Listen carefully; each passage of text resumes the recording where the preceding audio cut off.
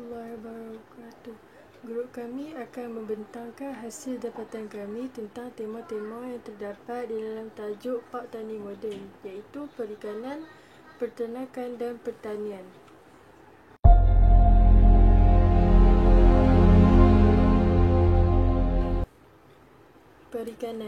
Perikanan merupakan perusahaan untuk memelihara atau menuai ikan dan kehidupan air lain. Perikanan komersial terdiri daripada perikanan liar dan perikanan ikan. Perairan tawar terdiri daripada 10%, manakala lautan memiliki 90%. Banyak penangkapan ikan yang berlebihan menyebabkan penurunan beberapa populasi. Kerana kepentingan ekonomi dan sosial, ia diatur oleh Amalan Pengurusan Perikanan dan peraturan perundangan yang berbeza setiap negara. Telah berlaku beberapa peningkatan ketidakpastian dalam perikanan penting di seluruh dunia. Ia mengancam keselamatan ekonomi dan makanan di dunia. Ia semakin rumit disebabkan oleh perubahan iklim. Kepentingan sumber ekonomi bagi sumber perikanan. Secara langsung atau tidak langsung, terdapat lebih 500 juta orang di negara yang membangun bergantung kepada sumber perikanan dan aquaculture. Pengeluaran sumber perikanan. Jumlah pengeluaran ikan pada tahun 2016 mencapai ketinggian sebanyak 171 juta tan, di mana 88% digunakan secara langsung oleh manusia. Terdapat 5 faktor yang mempengaruhi sumber perikanan. Yang pertama, faktor ekonomi. Yang kedua, faktor fizikal. Yang ketiga, faktor teknologi. Yang keempat, faktor sosial. Dan yang terakhir, faktor. Baiklah, seterusnya saya akan teruskan tentang pengurusan perikanan.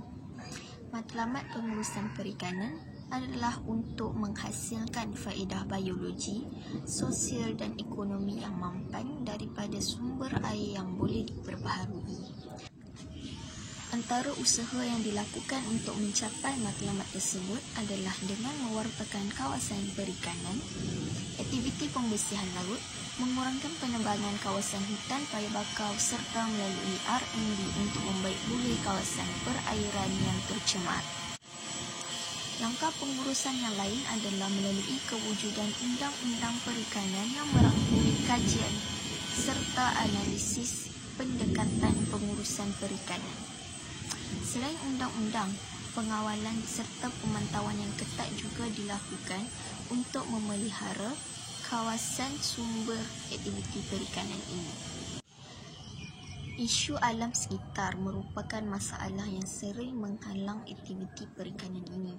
Contohnya adalah seperti penuaian yang berterusan serta perubahan iklim. Kegiatan perikanan juga mendatangkan kesan negatif terhadap alam sekitar, tetapi kita boleh mengatasinya dengan cara mengadakan kempen kesedaran. Terdapat pelbagai jenis hidupan laut yang ditangkap pada setiap tahun untuk tujuan komersial. Contoh perikanan yang popular ialah penternakan udang harimau atau nama saintifiknya Penaeus monodon. Baiklah, itu sahaja maklumat tentang kegiatan perikanan. Seterusnya kita akan dengar pula daripada kegiatan penternakan.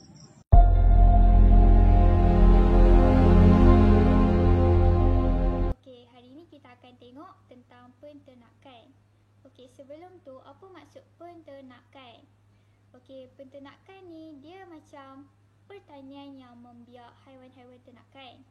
Penternakan telah diamalkan sejak beribu-ribu tahun dahulu apabila anjing, kambing dan biri-biri berjaya dijinakkan. Pada zaman Neolitik pula, zaman di mana manusia mula tinggal di satu-satu kawasan, kegunaan haiwan telah diperluaskan kepada kulit serta bulunya. Nak dibandingkan dengan zaman sebelum itu, yang manusia hanya berfokus kepada daging serta sumber makanan. Lepas tu, manusia pula mula membela lembu serta kerbau untuk mengambil kulitnya, sebab kulit lembu dan kerbau ni banyak kegunaan. Lepas tu, mereka juga menjadikan lembu serta kerbau ni sebagai bantuan untuk membajak tanah untuk menyokong kegiatan pertanian. Okey, lepas tu kegiatan ni diluaskan sehingga meliputi hampir ke semua haiwan dan mempunyai tujuan yang berbeza-beza. Okey, pada zaman moden ini, ilmu penternakan boleh dipelajari di pusat-pusat pengajian di seluruh dunia. Para siswa ZAH boleh mempelajari selok-belok penternakan di dalam pelbagai bidang, khususnya perubatan veterina, ilmu pemakanan, baka dan genetik selain pembiakan. Okey, jom kita tengok jenis-jenis haiwan ternakan yang selalu kita jumpai. Okey, yang pertama ialah penternakan lembu. Penternakan ini untuk memperoleh daging, susu dan hasil tenusu.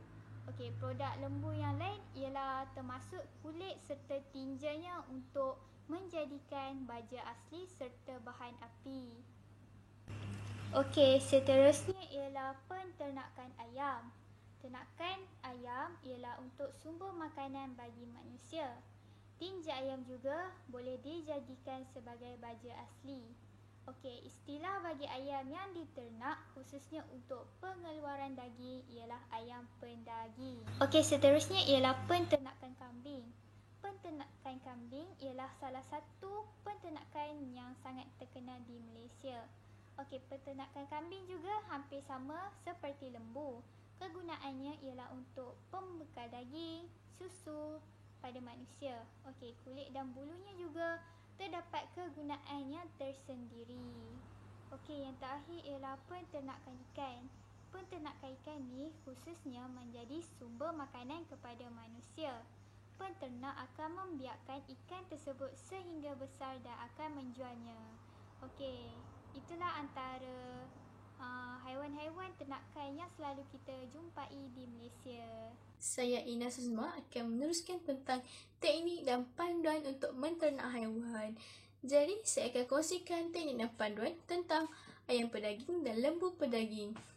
Untuk ayam pedaging, kita mestilah tahu tentang pengurusan ayam pedaging dan teknologi.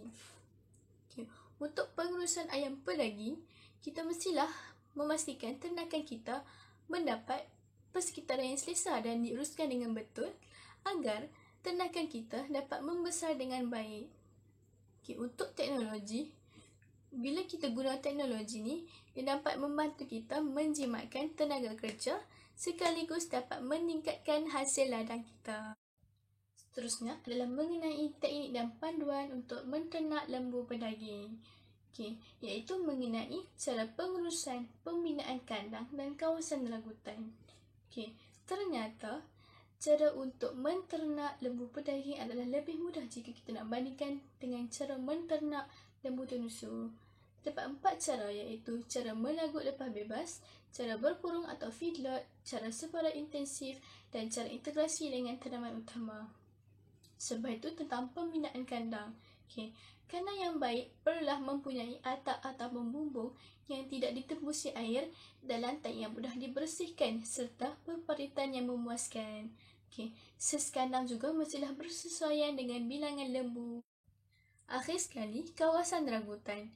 Tanah perlu dibajak dan digeburkan sebelum menanam rumput bagi menentukan pertumbuhan rumput yang baik.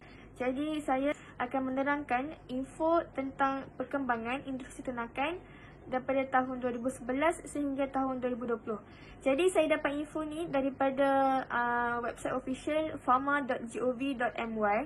Jadi strategi yang telah dikenal pasti untuk mengembangkan industri ternakan ada 7. Yang pertama adalah meningkatkan kecekapan industri ternakan ruminan, dan yang kedua mengekalkan daya saing industri ternakan bukan ruminan, dan yang ketiga meningkatkan pengeluaran bahan makanan ternakan, dan yang keempat memperkukuh keberkesanan, kawalan penyakit dan memperluas amalan penyembelihan dan pemprosesan yang selamat. Dan yang kelima, mengembangkan industri ternakan lain.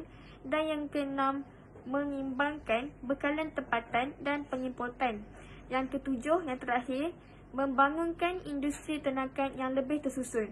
Jadi kesimpulan yang saya nak beritahu dekat sini, pihak berkuasa di negara kita telah melaksanakan pelbagai strategi bagi meningkatkan lagi sektor peternakan di negara Malaysia ini.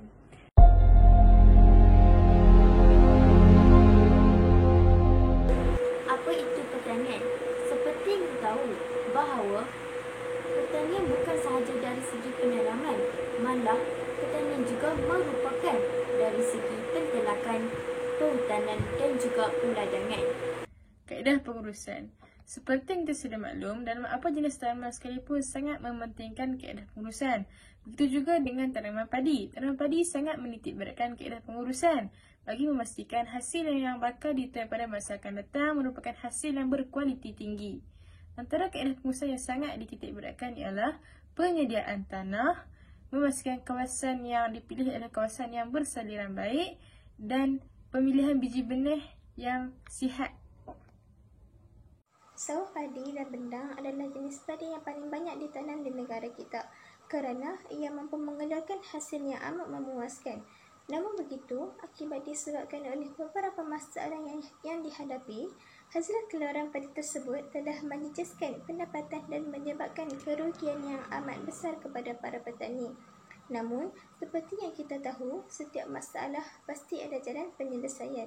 Oleh itu, pihak Jabatan Pertanian seperti Mada dan Marti perlulah memainkan peranan yang amat penting untuk mengelakkan daripada berlakunya kerugian dan kekurangan hasil padi. Oleh itu, jabatan tersebut telah menubuhkan satu undang-undang yang dapat membantu para petani meraih lebih banyak sumber pendapatan. Terdapat 5 faktor utama yang merupakan asas bagi memastikan padi yang dituai adalah padi yang berkualiti tinggi. Faktor yang pertama ialah faktor fizikal. Kita perlu memastikan kawasan yang dipilih bertanah pamah. Seterusnya, faktor ekonomi. Seperti kita tahu, beras mendapat permintaan yang sangat tinggi oleh rakyat tempatan. Faktor governance. Kerajaan turut memeruntukkan subsidi kepada para pesawah. Sebenarnya, faktor sosial. Seperti yang kita tahu, beras merupakan makanan ruji bagi rakyat Malaysia. Yang terakhir ialah faktor teknologi. Pada masa kini, banyak jentera moden yang membantu menjimatkan masa dan tenaga para pesawah. Sumber ekonomi. Seperti yang kita tahu bahawa kegiatan pertanian juga telah banyak memberi sumbangan di dalam ekonomi negara kita. Contohnya, meningkatkan pendapatan negara seperti hasil tanaman sayur-sayuran, buah-buahan dan juga herba dapat dieksport ke luar negara. Selain itu, ia juga dapat membuka peluang pekerjaan. Baiklah, perkembangan pertanian dan pemindahan teknologi terkini serta pemantauan pengeluaran benih padi yang berkualiti tinggi sangatlah berkait rapat dengan statistik peningkatan dan penurunan pengeluaran padi sawah. Baiklah, seterusnya, kemampuan petani, kesediaan kepakaran infrastruktur, sistem pengairan, sistem perkembangan dan dasar sokongan kerajaan amatlah mempengaruhi dalam proses mencapai matlamat kita. Baiklah, ramalan masa hadapan. Dalam kemajuan arus kemodenan kini, melalui program-program pembangunan dasar industri tani, pengurusan besar mada menyasarkan amaun kapasiti tanaman padi akan bertambah dengan bantuan teknologi sekarang yang semakin pesat, yang mana peningkatan pencapaian akan direkod, akan diukur menggunakan indikator. Pada pendapat saya, folio yang telah kami hasilkan mampu membantu rakyat tempatan lebih memahami pentingnya bagi sesetengah pihak meneruskan kegiatan ekonomi yang telah kami tekankan. Dengan meneliti isi yang telah kami jelaskan, membolehkan rakyat tempatan lebih menghargai usaha pihak-pihak yang terlibat. Oleh itu, anda semua diseru untuk membaca folio yang telah kami sediakan. Sekian, terima kasih.